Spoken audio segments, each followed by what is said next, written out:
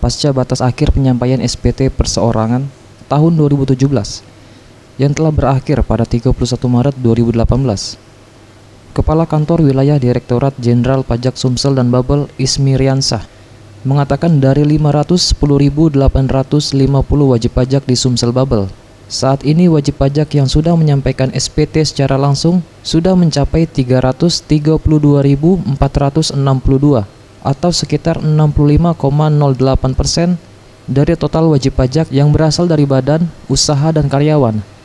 Hingga akhir tahun, pihak DJP Sumsel Babel akan terus mengejar target hingga semua wajib pajak menyampaikan SPT tahunan. Sementara untuk target penyampaian SPT melalui e-filing, dari 183.647 wajib pajak e-filing, saat ini realisasi sudah mencapai 133.429 wajib pajak, atau 72,66% dari jumlah total. Dari total penyampaian SPT kedua metode tersebut, semuanya sudah melampaui target nasional. Yang karyawan maupun yang orang pribadi pengusaha. Nah, itu udah mencapai angkanya adalah capaian kita 332.462 para pemirsa, sehingga kurang lebih sekitar 65%. Nah, ini masih berjalan terus sampai di akhir tahun, pokoknya nanti harus sekitar 510.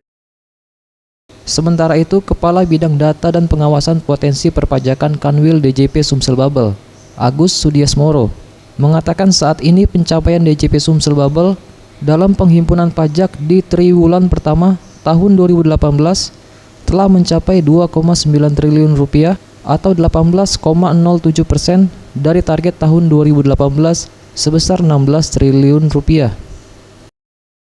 Ini sampai dengan triwulan 1 target kita 16,048 triliun, ya 16 triliun. Nah, capaian sampai triwulan 1 itu 2,9 triliun. Betul. Atau 18%. Tim Liputan, Sriwijaya TV.